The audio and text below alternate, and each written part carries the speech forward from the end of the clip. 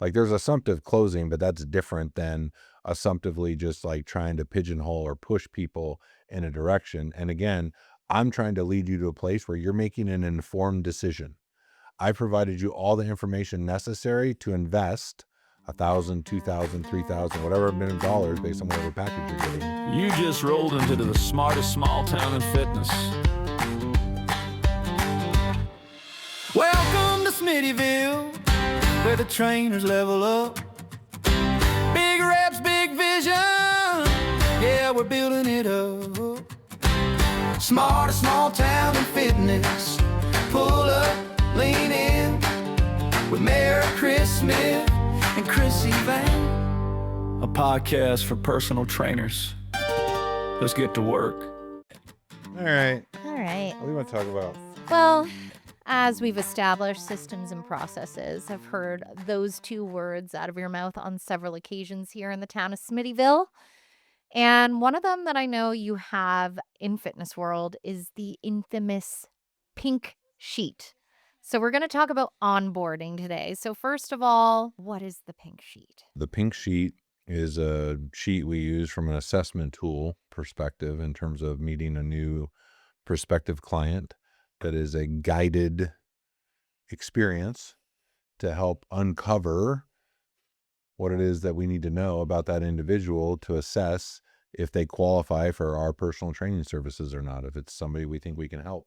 So we're going to dive into the what and the why of the pink sheet, but let's just start by talking about the onboarding process in general. What are the number one things that are important to uncover? Yeah, I think, some of the big things we're talking about is at a high level is kind of likability, rapport, and trust. So we're working through that, right? So we start from everything from where do you meet that individual? What does that handshake look like, feel like, high five, etc. What is the handshake what is it supposed to feel like? We practice handshakes. Really? Yeah. How often? When you're hired, we're going to practice to make sure you got a legitimate handshake, not like some limp noodle. Because what does a good handshake practice look like? Well, we could practice right now if you want. I could I'm tell curious. you. Like, Like, if I you don't need me, know. I'll tell you. I'll give you a scale. Yeah, like yours, I would give you, like from a business perspective, Yeah. we were meeting on a business deal. I'd go, yeah, like probably 9 out of 10.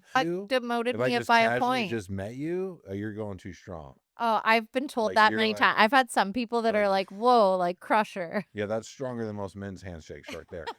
I'm just glad I don't have calluses from lifting weights right now because that really just adds to the cause sometimes. Yeah, so I think, we practice, like, can you maintain eye contact, give an appropriate handshake, it's the right amount of firm, not too much, but like, again, back It's like the Goldilocks, like too much. people not decide if they enough. like somebody in the first 3 seconds of an interaction. Yeah. That's the hello and handshake.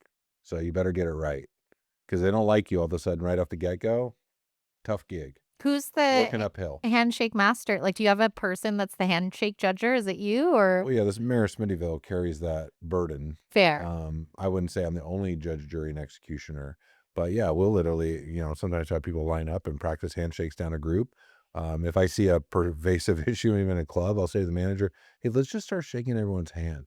And then I go, so what'd you learn? He's like, dude, I don't even know, but that guy's handshake's terrible. Yeah, It's like- I notice it. I mean, obviously, I'm in a business setting a lot too, but if I get the fish, I mean, we all know the fish handshake, instantly my level of respect goes down. And that is an unfair assessment of another human being, but it just does. I'm like, what was that? It's a skill you can learn. Yeah. And I think there's an appropriate handshake. So back to just kind of likability, the rapport, the trust. So the rapport building is, again, now we're going to be asking questions. What brought you in today? What are your goals? How long has this been your goal? How long have you been thinking about it? That's the rapport. We're asking all these questions, right? And the trust, I think, comes from asking the right questions that are relevant to them. And again, you're doing active listening. So I'm hearing your answers. My follow-up questions to your answer isn't my next question. Mhm. It's what did you just tell me? What piece of information did you give me that I think you could expand on that's relevant, again, to your goal, your aspirations, your hopes, your dreams, your desires? Because I think we explained the podcast or not, but just to reframe for people, like if I took a square, right, and a 3D square, like you just have to imagine this space right here in between my hands. Like that's people's hopes, dreams, desires, goals, everything else. And what we do is try to package it all really tight, and then we sell it back to them for a cost. The tangible product is your service, which is inside this weird little sphere of nothingness. because it's really how can I help you accomplish your goal in the safest, fastest, most effective way possible. So how does the pink sheet drive that? What's on there and what are you actually walking the potential client through? Yeah, so we're facilitating the conversation I just talked about, right? And so what we teach is consultative sales. So for every question we ask, we want to go 2 layers deeper, and we want to ask kind of 2 follow-up questions to each one of those questions.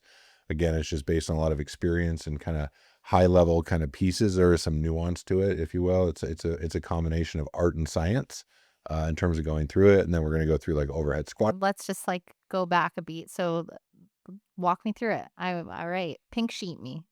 Well, I'm not going to do, we'll be here for a half hour. doing the No, pink just sheet. that. Like when you're saying like the follow-ups, like where would you just Well, I would just hit say, so me? Krissy, like what are your goals? I'm training for a High Rocks in Toronto in October. And what motivated you to want to do a high rocks? What's the driving force behind this? Oh, I haven't had a goal in a while in the fitness avenue, and my trainings looked exactly the same for a while So tell me more about why having a goal in your fitness journey is important to you.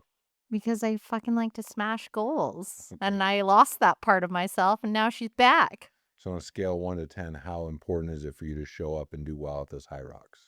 It's important for me to show up and need a bucket. That's But how like on a hard I'm scale gonna of 1 to go. 10, like as long as you complete 11. it, you're good, or is there a time? No, Do you there's have not a time, but I also want to leave knowing I crushed it to the utmost capability. So you want to make sure you're well trained. Yep. You want to be prepped. Yep. You're not just going to show up And I and want to whatever show up happens happens. shreddy spaghetti so people feel slightly intimidated at the When they starting see you at the line. line, they're Yeah, like, "Ooh, who's that?" exactly. All right, so you're going to be Like a training. sleeper hit where they're like, uh-oh. Okay. And so have you ever done an event like this before? Because you said you've trained for events, but have you ever done like a strength kind of hybrid running event, one of these types of events? Never. Spartan, Tough Mudder, anything? Never in my life. Okay, so this is the first time. First time. Okay, so just if I went super high level, like what would that plan for you look like? What would you do for yourself? Well, I'm mainly worried about running because I don't identify as a runner. Okay, so like if I said the FIT principle to you, which is frequency, intensity, time, and type, have you mapped out a plan between now and your high rocks where you know exactly what you're doing every week and every day between now and then? Not at all. I should probably give you my money so that I could get one of those plans. You're jumping the gun. You're jumping the gun. See, I'd be the easy sell because You- I understand the We're not importance of even- investing in training. You do. But again, we're going to uncover like what you know and what your own plan is so now I can understand where I can add value Yeah. to what it is you're trying to do. And And people, I'm again- sure, become so invested in the conversation too, because you're mirroring a lot of things back to me. I'm noticing, like I say it much like in therapy, where they're like, "I'm hearing you're saying this," kind of, which psychologically does a lot for a person. They're like, "You get me. We've just met, and you get me." Correct. Yeah, I'm trying to mirror and match to whatever extent is realistic and plausible, right? But yeah, you definitely want to just talk about it. And then again, it's going to be, I'm going to go through recovery and we're going to talk about nutrition and we're going to talk about strength training all in that same way. So now I understand what you're thinking about. Say, well, that was really great getting to know you a little bit. Now I understand some background history. What I'd like to do now is do some movement assessments. So now we're going to go into overhead squat assessment. I might do some additional strength testing, push, pull, press, some different things to get an understanding, core, so on and so forth. And now I've got a picture, like I understand you a little bit. I've done some movement assessments and I say, so Krissy, I'm still getting to know you obviously in this and that, but I'd love it. We could just sit down and review what I think are some options that make sense based on our conversation today. And that's really where we kind of quote unquote get to the professional recommendation of, that. And again, we do that through the lens of at the end of that, what we teach is asking permission to present, which is again, Krissy really enjoyed our time today. This and that. I'd love to show you all the options of how working with me could work long-term. Do you have a few minutes of time where I could sit down with you and review that?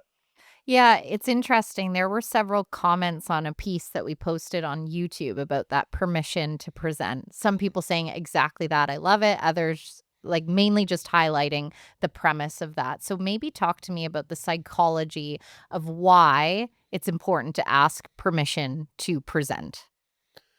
Well, I think that that's part of the first thing to know if you've earned the right to do so. So if someone said, if I were not to say that and I said, so, hey, let me just show you how my programs work. So, well, before you do that, can I ask one more question? Oh yeah, sure. What do you got? Well, like today when we were on the chest press, we did this, we did this, we did that versus I'm bringing it to a finality, right? Like I'm bringing it to an end and I'm concluding it, the paragraph, if you will, starting a new paragraph from a grammatical perspective on now we're transitioning to this kind of part of the experience versus I just leave it open-ended. And again, that's it's just too assumptive. Like there's assumptive closing, but that's different than assumptively just like trying to pigeonhole or push people in a direction. And again, I'm trying to lead you to a place where you're making an informed decision.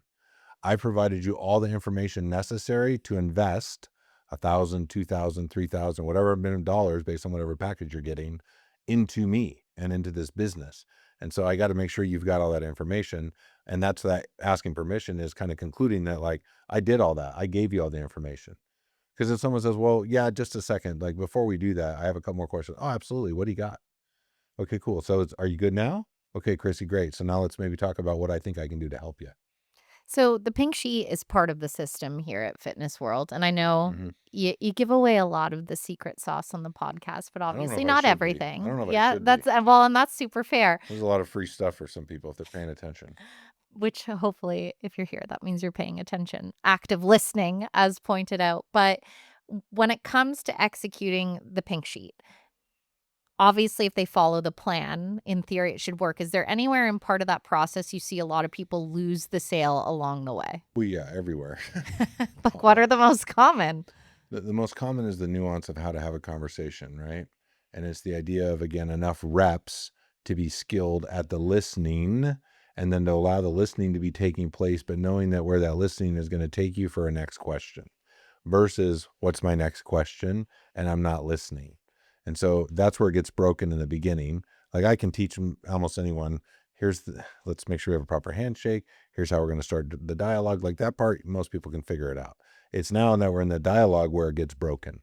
And sometimes, that's just the nuance of consultative sales. And again, that's just a byproduct and it's become truthfully worse and worse over time because we're more and more, engrossed in a digital world and all these conversations taking place in the Twitterverse and everyone just typing with their X thumbs. now.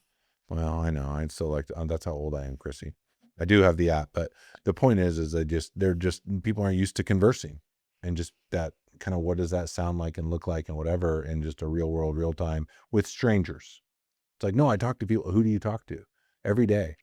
How many strangers do you talk to every day? And it's like, oh, well, not very many. Well, that's what this is, right? How many strangers can you talk to every day and not be uncomfortable? Let's head to the trainer circuit. Real questions, real situations. Chris shows up, listens, and mentors from experience. How do we call it personal training? It's personal. So if there's no personal and personal training, right? Personality. If you don't have any personality, you're going to struggle. And so I think that's the other part that, again, back to, it's not just the queuing, but it's like, what is the fun factor?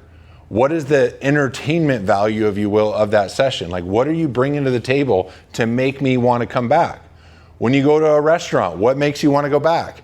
You're like, the service sucks, but the food's incredible. Okay. But what if the food's incredible and the service is like over the moon? It's like a double. Now what? That's the place you try to take anyone that comes to ever visit you, right? You're like, oh, you got to go to this, is my favorite restaurant. You got to come here, it's my favorite restaurant. Because it's your favorite restaurant. No different than those members or those clients that you would train that way. That's how they're going to talk about you. This is my favorite personal trainer. Did you train with them? I did, honestly, but my budget was tight. I only trained with them like 4 times, but they're so cool. You have to meet them. They're like the life of the party at the gym. They're the coolest person there. And if you're like, well, I don't want to try to be the coolest person, that's fine. Then be average. And you're like, well, wait a minute. I promise you, at best, you'll be average. If you're like, I don't want to be average, I live by a phrase that says, average is okay, just not here.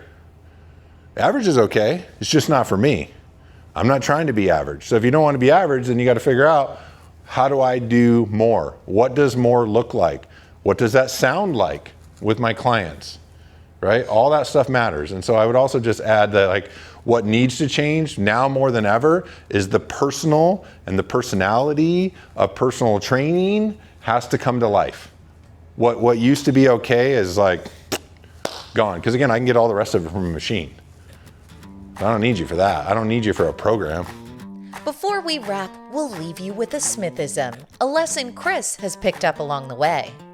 Yeah, so I think the last thing I would leave you with on this pink sheet topic is, is I see different, podcasts. And I think I've been, pretty adamant about that.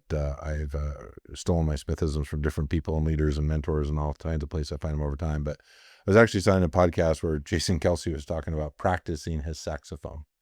and what that taught him about practice and how he applied that in other places of his life to kind of be, a world-class athlete, and the great podcast that he has with his brother, and just all the amazing things that he's been able to accomplish in his life thus far. And I think the same holds true here, right? It's about practice. And so I think often it's like, well, practice is not me. Like if you're the client, yes, there's a rep that's going to take place, and that is practice when I'm doing it with you. But it's like, how many practices did I have before you and I sat down? And so did I practice with everyone in my family? Did I practice with all my colleagues, the trainers around me? Like how many reps am I getting? Another good example being that from my son-in-law recently, I got him some golf lessons. I said, how was your lesson? And he said, well, it was kind of boring. I said, what do you mean? He says, well, I got to hit 2 golf balls and I had to take 10 practice swings. I got to hit 2 more golf balls and I had to take 10 practice swings. But it's in that practice that he's building the rhythm and the tempo and the repetition and the body mechanics and the neuroplasticity of what that movement is. Like those practice reps are massively meaningful. And so again, that's what I'd say. And so my practice concept, the ultimate Smithism, is it's not about just practice. It's perfect practice makes perfect. So if you want to be great, then you got to practice to be great, and you got to hold yourself to a really high standard. Brilliant. I'll get those handshake reps in to get it 10 out of You 10. need a few. You need to like loosen the grip there just a bit. I don't know if my high rocks training is going to help loosen grip, but we'll see. We need to dial this back a bit. That's fair. I probably scare people. It's Probably. fine. He introduces you to new friends, and they're like, Jesus. That's today's Smithism. Chris Smith is the mayor of Smittyville, and I'm Krissy Van, your town correspondent. This is the smartest small town in fitness. We'll see you back here every other week.